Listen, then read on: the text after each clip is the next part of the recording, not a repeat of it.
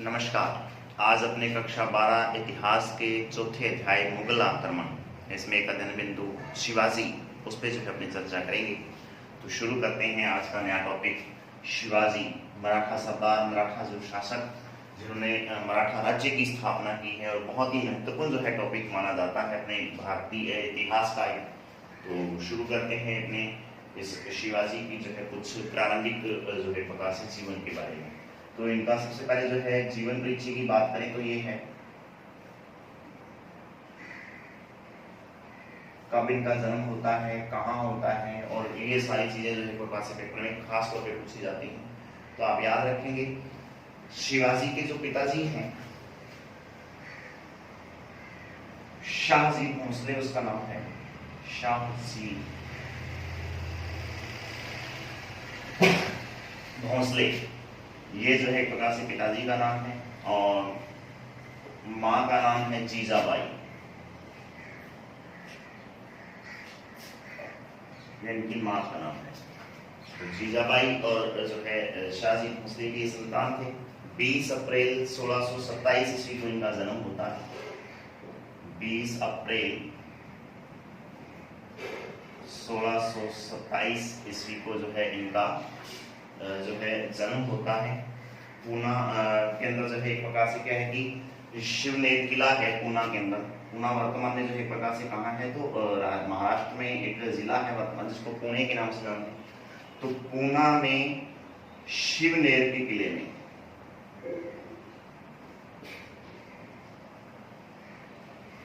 जो है एक प्रकार से क्या है कि 20 अप्रैल 1627 ईस्वी को इनका जन्म होता है। ये आप थोड़ा सा याद रखेंगे इनको अलग से।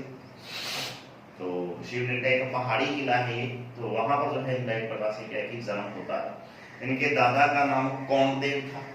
दादा का नाम पेपर में पूछा जाता है, तो जिनके संरक्षण में ये पलते बढ़ते हैं, तो कौंडदेव जो है इनके दादा का नाम जो है था, ये आप याद रखेंगे। हुआ क्या कि शाहजी भोसले ने जीजाबाई से अनबन होने की वजह से उसको जो है घर से जो है निकाल दिया और बच्चे समेत। तो शिवाजी भी जो है छोटी उम्र में जो है प्रकार से घर से निकल जाते हैं। तो इनके दादा कौंडदेव ने जो है एक प्रकार से इनका क्या है कि अपना जीवन व्यतीत किया है। तो ये बहुत ही महत्वपूर्ण बात है। तो उसी के पास जो रहते हुए, कौंडदेव के पास रहते हुए जो है इन्होंने अपना जो है शुरुआती जीवन जो है वो जिया है। तो जीजाबाई और कौंडदेव ने मिलकर जो है प्रकार से इस शिवाजी को जो है शस्त्र और शास्त्रों की जो शिक्षा है वो देनी शुरू की है। तो ये कुछ खास बातें हैं। इसके अलावा जो है बात ये है कि शिवाजी ने रामायण, महाभारत जैसे कुछ धार्मिक ग्रंथों को पढ़ा। उसके अलावा जो है खास बात ये कि इन्होंने एक स्मर्थ गुरु रामदास, ये याद रखेंगे आप पेपर में पूछा जाता है, तो स्मर्थ गुरु रामदास को जो है अपना गुरु बनाया है। ये इनके जो एक प्रकार से आध्यात्मिक गुरु माने जाते हैं। तो रामदास को गुरु बनाया, ये याद रखने वाली। ये इसके प्रारंभिक जीवन की कुछ खास बातें हैं। माता पिता का नाम, दादा का नाम, कहाँ जन्म होता है। समर्थ गुरु रामदास जो है इनके क्या थे जी, जो धार्मिक या आध्यात्मिक गुरु जो है माने जाते हैं। तो ये इनका प्रारंभिक जीवन है। इसके अलावा खास बात ये है कि शिवाजी जो है उन्होंने जो है इन्हीं दौरान क्या है कि शिवाजी की जब लगातार शक्ति बढ़ती चली जा रही है, तो इसी शिवाजी की शक्ति के बढ़ने पर क्या होता है कि एक बीजापुर एक रियासत है वर्तमान में जो है ये कर्नाटक और महाराष्ट्र के आसपास वाले जो है क्षेत्र एरिया में पड़ती है। इस बीजापुर रियासत का एक शासक है जिसका नाम है आदिल शाह। आदिल शाह वो जो है इसकी शिवाजी की बढ़ती हुई शक्ति से जो है प्रभावित या परेशान होता है। और इसी आदिल शाह ने जो है क्या किया कि अपने सेनापति अफजल खान को जो है प्रकार से क्या है कि शिवाजी को बंदी बनाने के लिए एक प्रकार से वो भेजता है या उसको मारने के लिए भेजता है। और ये कूटनीति से एक प्रकार से उसको पकड़ने की बात करता है और ये कहता है कि मैं अपने घोड़े से उतरे बिना ही उसको जो है गिरफ्तार करके लाऊंगा। शिवाजी को गिरफ्तार करके आदिल शाह जी आपके पास लेकर आऊंगा। तो सुल्तान आदिल शाह के जो है एक प्रकार से भेजने पर ये अफजल खान जो है शिवाजी के पास एक प्रकार से वार्ता के लिए आता है, झूठी वार्ता के लिए पकड़ना चाह रहा है लेकिन पकड़ नहीं पाया, और इसकी जो है एक प्रकार से योजना को शिवाजी भांप जाते हैं, और उसके बाद में शिवाजी ने अपने भगनखे में या अपने यूं मान लो कि जिसको अपने अंगरखा बोल दे, अंगरखे में छुपाए हुए जो है एक कटार से या छोटा जो चाकू टाइप एक जो है हथियार होता है, उससे जो है इस अफजल खां की हत्या कर दी। तो इस तरीके से अफजल खां या फिर ये कह लें आदिल शाह द्वारा जब उसको गिरफ्तार करने की जो योजना जो थी वो असफल हो जाती है। तो इस तरीके से जो है ये इस बसते हैं। 1659 ईस्वी की ये बात है, जिस दौरान जो है एक प्रकार से कि ये इसके खिलाफ आता है इसको पकड़ने के लिए, लेकिन ऐसा हो नहीं पाया, तो उसको पकड़ नहीं पाते हैं। तो हुआ क्या, सेनापति जो है ये मारा जाता है। उसके बाद में जो है जो भारत का बादशाह है, मुगल बादशाह औरंगजेब, औरंगजेब भी जो है एक प्रकार से दक्षिण भारत में इस शिवाजी की जो है शक्ति के बढ़ने से परेशान है कि दक्षिण भारत में वो बढ़ रहा है, और लगातार उत्तर भारत में जो है शिवाजी द्वारा जो है लगातार अभियान किए जा रहे हैं, मराठों द्वारा अभियान किए जा रहे हैं, जिस वजह से औरंगजेब के राज्य को खतरा उत्पन्न हुआ है।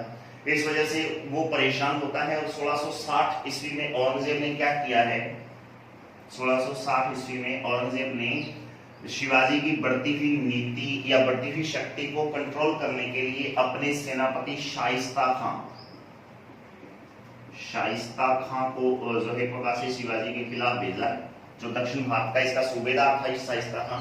तो शाइस्ता खां को जो है प्रकाश से कहती शिवाजी की बढ़ती हुई शक्ति को कुचलने के लिए दक्कन का ये सूबेदार अर्थात जो महाराष्ट्र के आसपास वाला जो दक्कनीय पठार है वहां का ये सूबेदार है, दक्षिण भारत का सूबेदार अपने बोल सकते हैं। तो उसको जो है इसने 1660 ईस्वी में बढ़ती हुई शक्ति को कुचलने के लिए दक्षिण भारत में नियुक्त किया। लेकिन हुआ क्या कि शिवाजी ने 15 अप्रैल 1663 ईस्वी को, याद रखेंगे 15 अप्रैल 1663 ईस्वी को इस शाइस्ता खां को पूना के युद्ध में, पूना का युद्ध या पूना के किले में जो है क्या है कि इसको इसके ऊपर अचानक एक प्रकार से जो है रात के समय में आक्रमण होता है शाइस्ता खां पर, और पूना के इस युद्ध में या इस किले में जो है प्रकार से ये जान बचाकर वहां से भाग जाता है, और शाइस्ता खां जो है पराजित हो जाता है। हुआ क्या कि 1660 ईस्वी में शिवाजी ने दक्कन के सूबेदार शाइस्ता खां को शिवाजी की बढ़ती हुई शक्ति को रोकने के लिए औरंगजेब ने इस दक्कन के जो है शाइस्ता खां को जो है अपना सेनापति नियुक्त कर दिया, और इसी सेनापति ने जब इस शिवाजी के खिलाफ कुछ कार्रवाई करना जो है चाहा, तो फिर उसी दौरान 15 अप्रैल 1663 ईस्वी को पूना के किले में रात के समय में शिवाजी द्वारा आक्रमण किया जाता है, और उसी शाइस्ता जो है आक्रमण में जो है कि शाइस्ता खां जो है घायल हो जाता है और यहाँ से पराजित होकर भाग जाता है अपनी जान बचाकर। तो इस तरीके से शाइस्ता खां का जो एक प्रकार की जो योजना थी वो असफल हो जाती है। अब इन सभी प्रयासों के बाद एक बहुत महत्वपूर्ण जो है प्रयास औरंगजेब द्वारा किया जाता है कि शाइस्ता खां भी जो है पराजित हो जाता है, और ये सारी चीजें, और औरंगजेब अभी शिवाजी को कंट्रोल नहीं कर पाया है। तो फिर उसने जो है जयपुर यानी जिसको आमेर बोलते हैं अपने आप वर्तमान में अजमेर जयपुर बोलते हैं, पहले इसको आमेर बोला जाता था। तो इस आमेर के शासक, जिसको बाद में उसने मिर्जा राजा की उपाधि दी, आमेर के शासक मिर्जा राजा जय सिंह को जो है शिवाजी के खिलाफ औरंगजेब एक प्रकार से अभियान के लिए भेजता है। अब मिर्जा राजा जय सिंह जो है वो उसके खिलाफ अपने आप में जाएगा, ठीक है। उसके खिलाफ साथ जो है एक प्रकार से दिलेर सिंह, जिसके साथ एक व्यक्ति और भी है जिसका नाम क्या है जी, दिलेर खां। ये दो व्यक्ति हैं जो एक प्रकार से क्या है कि जा रहे हैं इस दक्षिण भारत में औरंगजेब के कहने पर। तो मिर्जा राजा जय सिंह जो आमेर का शासक है, आमेर की शाखा जो एक प्रकार से जो रियासत है कछवाहा रियासत, तो वहां का ये एक प्रकार से राजपूत शासक है जो इसकी सेवा में चला गया है, औरंगजेब की उसकी दीनता स्वीकार कर चुका है। तो इस मिर्जा राजा जय सिंह और दिलेर खां को जो है बड़ी सेना लेकर शिवाजी के खिलाफ भेजा जाता है। इस मिर्जा राजा जय सिंह ने कूटनीति से शिवाजी के मराठा और अन्य जो विरोधी जो सरदार जो थे उनको जो है अपनी तरफ मिला लिया, और ऐसा कहने से जो है शिवाजी जो है चारों तरफ से घिर जाते हैं। उसके बाद में शिवाजी जो है पुरंदर के किले में चले जाते हैं। पुरंदर जो है महाराष्ट्र में एक जगह का नाम है, किला है, तो उस पुरंदर के किले में जो है अपना एक प्रकार से शिविर बनाते हैं, वहीं पे वो रहते हैं। तो फिर शिवाजी ने जब वहां शिविर बनाया उस पुरंदर के किले में, तो पुरंदर के पास ही जो है एक प्रकार से क्या है कि युद्ध क्षेत्र में दोनों का मुकाबला होता है। और इस युद्ध क्षेत्र में जो है एक प्रकार से बिना किसी युद्ध के, हालांकि युद्ध होता नहीं है, बिना किसी युद्ध के शिवाजी ने अपनी शक्ति को कमजोर पाते हुए इस मिर्जा राजा जय सिंह के साथ पुरंदर की संधि कर ली। कब होती है ये? तो जून 1665 ईस्वी को ये पुरंदर की संधि जो है मिर्जा राजा जय सिंह और शिवाजी के मध्य होती है। अब यहां लिख देंगे आप, मिर्जा राजा जय सिंह और शिवाजी के मध्य। यहां याद रखने वाली बात यह है कि मिर्जा राजा जय सिंह किसकी तरफ से शामिल हुआ है? औरंगजेब की तरफ से। इसलिए मिर्जा राजा जय सिंह भी आप लिख सकते हो और इसके ब्रैकेट में आप औरंगजेब भी लिख सकते हो, क्योंकि मिर्जा राजा जय सिंह जो है वो औरंगजेब के कहने पर ही एक प्रकार से क्या है कि इसके खिलाफ आ रहा है। हालांकि वो आना नहीं चाहता था, क्योंकि हिंदू होने के नाते जो है उसका कहीं ना कहीं इसके साथ, शिवाजी के साथ जो है थोड़ा एक धार्मिक रिलेशन था। इस वजह से जो है वो क्या है कि इसको गिरफ्तार नहीं करना चाहता, इसके खिलाफ युद्ध नहीं करना चाहता है। लेकिन फिर भी औरंगजेब के जो है बुलावे पर, उसके कहने पर जो है, क्योंकि उसका एक अधीनस्थ शासक है ये, इसलिए उसके बुलावे पर जो है एक प्रकार से मिर्जा राजा जय सिंह आता है और इसने जो है शिवाजी के साथ जो है एक प्रकार से पुरंदर की संधि की। पुरंदर की संधि की शर्तें पेपर में जो है बहुत महत्वपूर्ण है, पूछी जाती है। जून 1665 ईस्वी में ये शर्त जो है एक प्रकार से होती है संधि। इसके अंतर्गत जो है खास बात ये है, उस समय शिवाजी के पास 35 किले थे, 35 किले या 35 दुर्ग थे। इन 35 किलों या दुर्गों में से 23 किले, मतलब 23 दुर्ग जो है वो शिवाजी जो है औरंगजेब को देना स्वीकार कर लेता है। यानी औरंगजेब को देना स्वीकार किया। पहली बात तो ये, पहली शर्त ये है कि 35 किलो में से 23 किले जो है वो औरंगजेब को देना इसने स्वीकार कर लिया शिवाजी ने। उसके साथ साथ जो है एक खास बात ये है कि मिर्जा राजा जय सिंह ने एक आश्वासन दिया इसको, शिवाजी को, कि आपको व्यक्तिगत रूप से जो है दरबार में शामिल, अर्थात औरंगजेब के दरबार में शामिल होने के लिए आपको नहीं बोला जाएगा, मतलब आपको बाध्य नहीं किया जाएगा कि आप औरंगजेब के दरबार में शामिल हुइए। फिर भी मैं चाहूंगा कि आप एक बार जो है शिवाजी जो है एक बार जो है कम से कम आगरा में औरंगजेब के दरबार में शामिल हों और अपनी आवभगत करवाएं। तो बाध्य नहीं है आप, लेकिन आप जो है आए तो अच्छी बात होगी। इस तरीके से जो है एक प्रकार से ये दूसरी शर्त रखी जाती है। पहली शर्त बहुत महत्वपूर्ण है कि 35 में से 23 किले जो एक प्रकार से औरंगजेब को दे दिए गए, सिर्फ 12 किले जो एक प्रकार से शिवाजी के पास वापस बचते हैं। उसके बाद में दूसरी शर्त यह थी कि शिवाजी को ये कहा गया कि आपकी जो है एक प्रकार से आपको बाध्य नहीं किया जाएगा कि औरंगजेब के दरबार में आप उपस्थित हो, लेकिन यदि आप होते हो तो बड़ा अच्छा होगा। तो इस वजह से जो है, और उसके बाद में जो है खास बात यह है कि औरंगजेब की सेवा में शिवाजी अपने पुत्र को 5000 सैनिकों के साथ भेजेगा। यह भी बहुत महत्वपूर्ण है। शिवाजी अपने पुत्र को 5000 सैनिकों सहित औरंगजेब के पास भेजेगा। औरंगजेब के पास भेजेगा। ये एक प्रकार से 2-3 शर्तें हैं जो बहुत महत्वपूर्ण हैं। तो इस तरीके से पुरंदर की संधि जो है शिवाजी की जो है कहीं ना कहीं कमजोरी को सिद्ध करती है, ये अपने कह सकते हैं। तो पुरंदर की संधि बहुत महत्वपूर्ण है। शिवाजी और मिर्जा राजा जय सिंह अर्थात औरंगजेब का जो सेनापति, इन दोनों के मध्य होती है जून 1665 ईस्वी में। शर्तें ये बहुत महत्वपूर्ण है, पेपर में हमेशा पूछी जाती हैं, आप इनको अच्छी तरह से याद कर लेंगे। उसके बाद में क्या हुआ कि जब शिवाजी ने आगरा में जब शिवाजी शामिल होते हैं इस औरंगजेब के दरबार में, क्योंकि उसने कहा था कि आपके साथ जो एक प्रकार से एक स्वतंत्र राजा का जो एक प्रकार से की तरह आपके साथ व्यवहार किया जाएगा, आप आओगे तो आपको जो है एक प्रकार से हमें भी अच्छा लगेगा और आपको भी एक प्रकार से अच्छा लगेगा। इस तरीके से मिर्जा राजा जयसिंह ने जो है उसको बहलाया फुसलाया और वो जो है सन 1666 ईस्वी में औरंगजेब के दरबार में उपस्थित भी हो जाता है।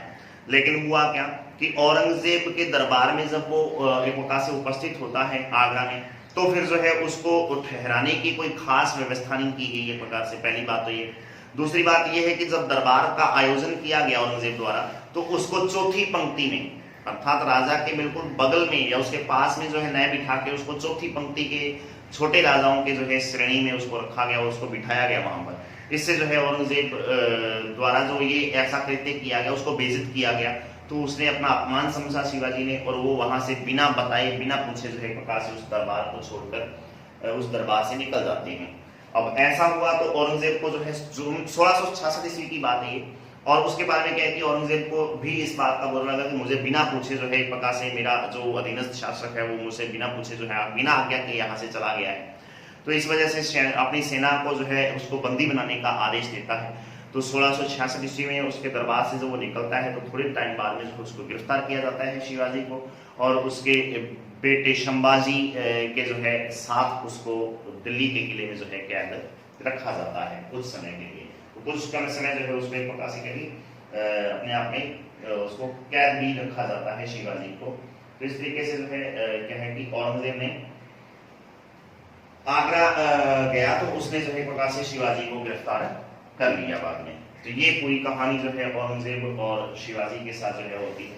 उसके बाद में क्या है कि एक बहुत महत्वपूर्ण बात आती है यहाँ पर, वो ये है कि एक रायगढ़ का किला है, काफी महत्वपूर्ण। अभी तक शासक नहीं बन पाया है शिवाजी जो है, अभी शिवाजी जो है शासक नहीं है, वो सिर्फ अपना जो है प्रकार से मराठा सरदार है और लगातार अपनी जो है शक्ति का प्रदर्शन करता जा रहा है।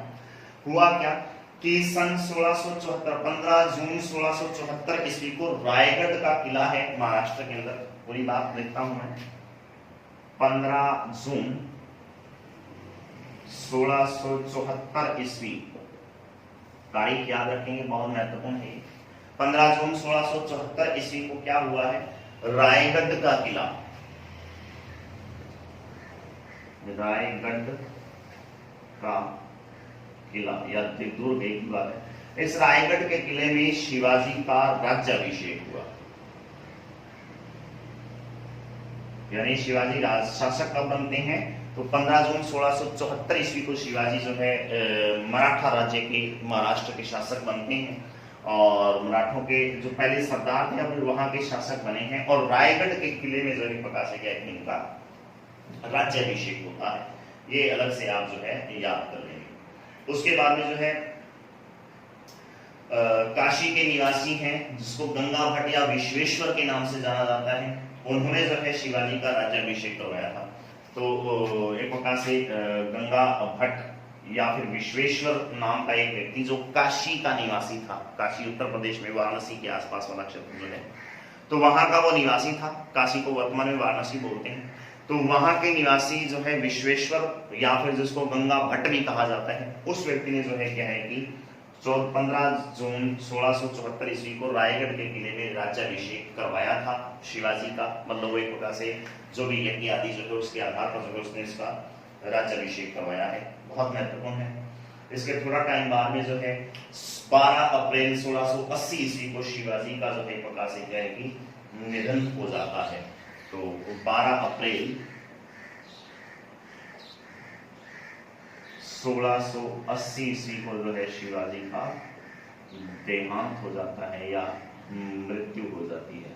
उसके बाद में जो है राजा राम नाम का जो है व्यक्ति है उसको शासक बनाया जाता है, अर्थात राजा राम या फिर उसको अपने छत्रपति भी बोल सकते हैं। तो राजा राम को जो है प्रकार से व्यक्ति मराठा राज्य का जो है सरदार उसको शासक बनाया जाता है, जिसको छत्रपति के नाम से जानते हैं। याद रखेंगे मराठा राज्य में जो शासक है उस शासक को छत्रपति की उपाधि जो है प्रकार से दी जाती थी, छत्रपति उसको जो है बोला जाता था। तो राजा को आप जो है या शासक को वहां आप छत्रपति के नाम से पुकारेंगे। तो मराठा राज्य के छत्रपति शिवाजी कब बनते हैं, 15 जून 1674 ईस्वी को। 12 अप्रैल 1680 ईस्वी को इनकी मृत्यु हो जाती है। मृत्यु के तुरंत बाद जो है राजा राम नाम के व्यक्ति को जो है मराठा राज्य का छत्रपति अर्थात शासक नियुक्त किया जाता है। तो इस तरीके से जो है शिवाजी का जो है ये पूरे का पूरा जीवन परिचय है, अभी जो हमने बात की है। अब शिवाजी ने क्या क्या जो है एक प्रकार से शासन व्यवस्थाएं अपने राज्य में लागू की हैं, किस तरीके से उन्होंने जो है अपने राज्य में कर व्यवस्था को और टैक्स आदि को जो है लगाया है, और कैसे कैसे जो है एक प्रकार से उन्होंने अपनी प्रशासनिक व्यवस्था में सुधार किए हैं, ये सारी बातें जो है बहुत महत्वपूर्ण टॉपिक है उनकी जो है प्रशासनिक व्यवस्था पे आने वाला। इसलिए जो है इसको एक अलग टॉपिक पे जो है अपने इसके बारे में चर्चा करेंगे। तो आज के लिए इतना ही। धन्यवाद। जय हिंद, जय भारत।